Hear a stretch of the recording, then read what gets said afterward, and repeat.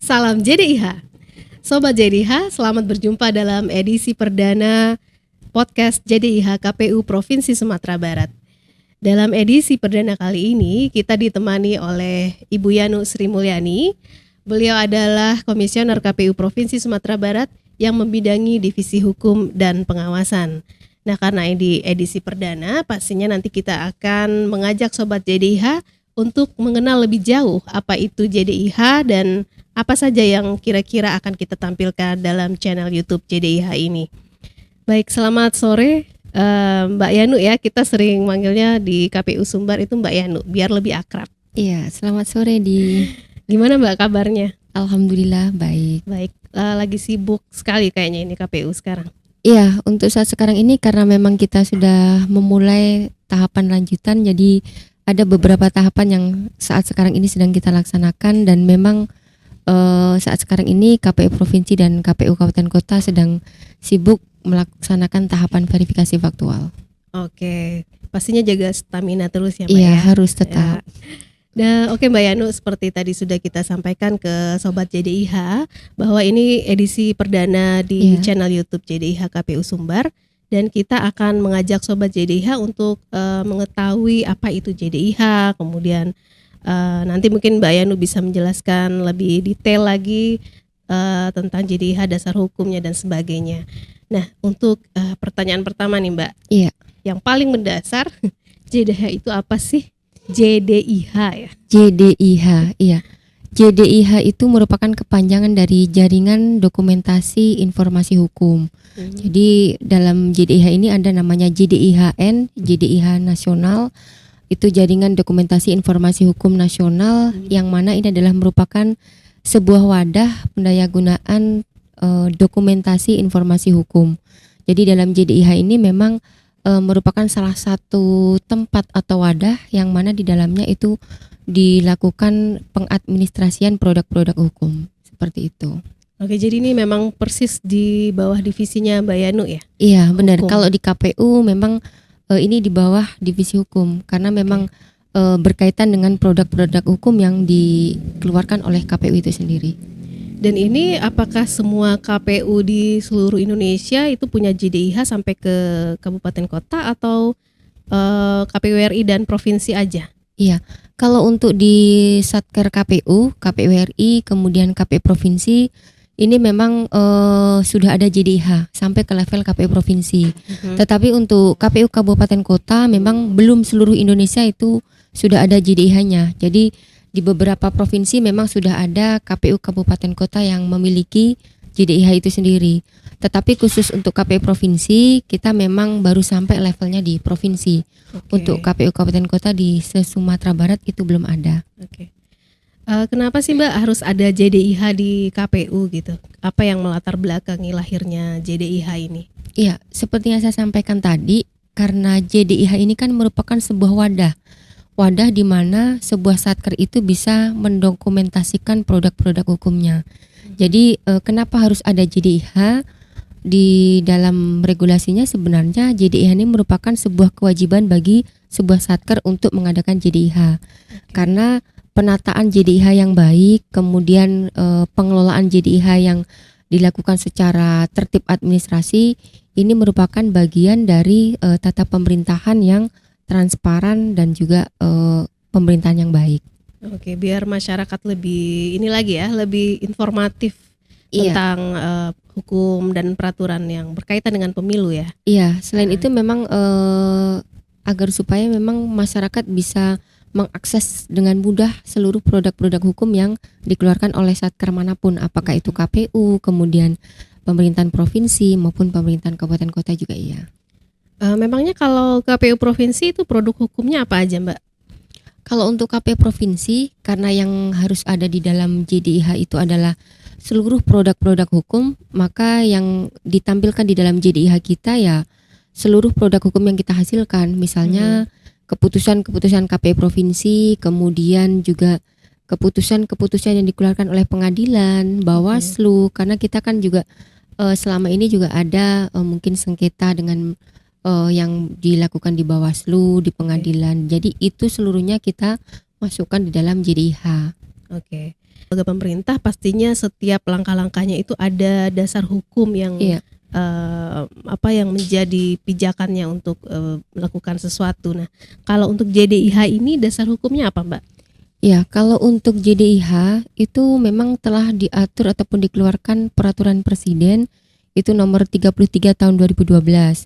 Jadi di sana diatur terkait bagaimana pengelolaan JDIH, kenapa harus ada JDIH, kenapa satker ataupun lembaga itu wajib memiliki JDIH, ada di dalam peraturan presiden nomor 33 tahun 2012 itu. Oke, jadi aturannya sudah jelas dan pasti ya. Iya, benar. Kalau tujuan dibentuknya JDIH tadi selain yang sudah Mbak Yanu sebutkan mungkin? Iya, karena pengelolaan JDIH ini kan merupakan pengadministrasian dokumen ataupun produk-produk hukum. Jadi tujuannya kenapa itu dilakukan agar supaya memang memastikan dan menjamin pengelolaan dokumen hukum itu teradministrasikan dengan baik.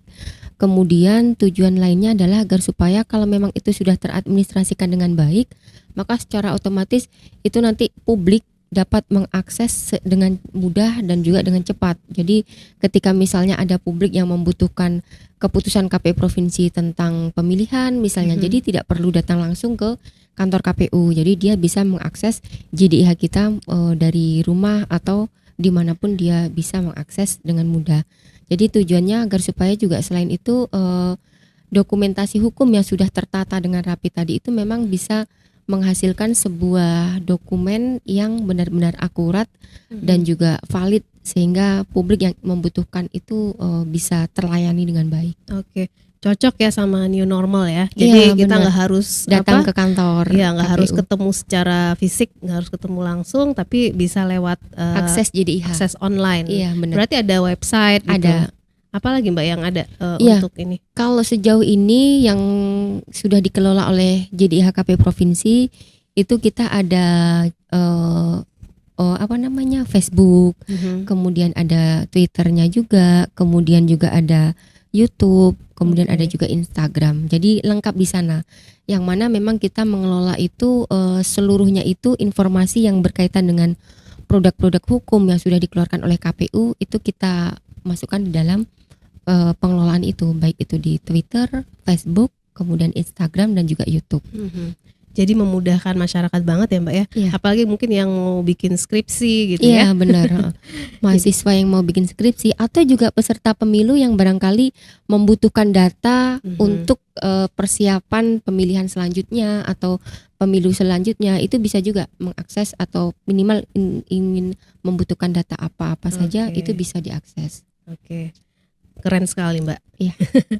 Kemudian kalau di KPU provinsi itu ada strukturnya juga nggak ini JDIH? Maksudnya siapa aja yang mengelolanya? Kemudian mungkin ada atasannya atau apalah, seperti apa struktur organisasinya? Ya, kalau untuk JDIH sendiri ini karena memang membutuhkan SDM ya. Jadi memang sesuai dengan regulasi yang ada itu memang ada strukturnya. Jadi strukturnya itu terdiri dari pembina. Kalau pembina itu di lingkungan KPU provinsi itu adalah komisioner. Jadi komisioner KPU provinsi Sumatera Barat itu menjadi pembina. Kemudian selain pembina kita juga ada tim teknis. Tim teknis ini adalah yang mengelola bagaimana JDIH itu bisa dikelola dengan baik. Jadi misalnya nanti akan ada SDM yang dia akan mengelola fokus kepada Instagram. Ada juga SDM yang ditempatkan untuk mengelola Facebook, YouTube dan juga Facebook itu sendiri, seperti itu. Jadi ada pembagian SDM yang ditugaskan untuk mengelolanya, sehingga teman-teman yang sudah ditugaskan itu bisa fokus sendiri-sendiri di bagiannya. Karena kalau dijadikan satu, dikelola oleh satu SDM, karena dia harus mengelola banyak akun misalnya, jadi ini tidak terfokus dia. Gitu. Oke, jadi media sosial itu juga jadi fokusnya JDIH juga ya untuk memberikan akses ke publik ya. Benar. Jadi semua akun semua platform media sosial itu dimanfaatkan. Iya, oleh kita JDIH. manfaatkan karena memang ini kan juga kita sesuaikan dengan kebutuhan masyarakat ya. Karena memang masyarakat sekarang kita juga bisa membaca kebutuhan masyarakat itu bisa nanti apakah di media sosial dia bisa mendapatkannya atau seperti apa. Jadi kita sesuaikan dengan itu. Kadang sekarang kan yang sedang misalnya sedang gencar-gencarnya mungkin banyak masyarakat itu yang sering melihat di Facebook. Makanya kita adakan juga JDIH di Facebook. Untuk kalangan milenial misalnya itu Instagram, ya kita adakan juga JDIH di Instagram seperti itu. Oke, informatif sekali nih apa yang udah disampaikan oleh Mbak Yanu. Dan mungkin sebelum kita mengakhiri bincang-bincang kita sore hari ini, ada yang ingin Mbak sampaikan mungkin kepada sobat JDIH kita, ada mungkin apa ya, ajakan atau himbauan untuk JDIH ini. Iya. Silakan Mbak. Sahabat JDIH, karena kita KPU Provinsi Sumatera Barat sudah memiliki JDIH, maka kita berharap pengelolaan JDIH di KPU Provinsi Sumatera Barat ini bisa membantu publik dalam mendapatkan dan mengakses informasi-informasi terutama yang berkaitan dengan produk hukum yang sudah dikeluarkan oleh KPU Provinsi Sumatera Barat. Dan sebagai informasi juga perlu kami sampaikan bahwa meskipun KPU Kabupaten Kota belum memiliki JDIH tersendiri, tetapi produk-produk hukum yang dikeluarkan oleh KPU Kabupaten Kota ini juga ada di dalam JDIH KPU Provinsi Sumatera Barat.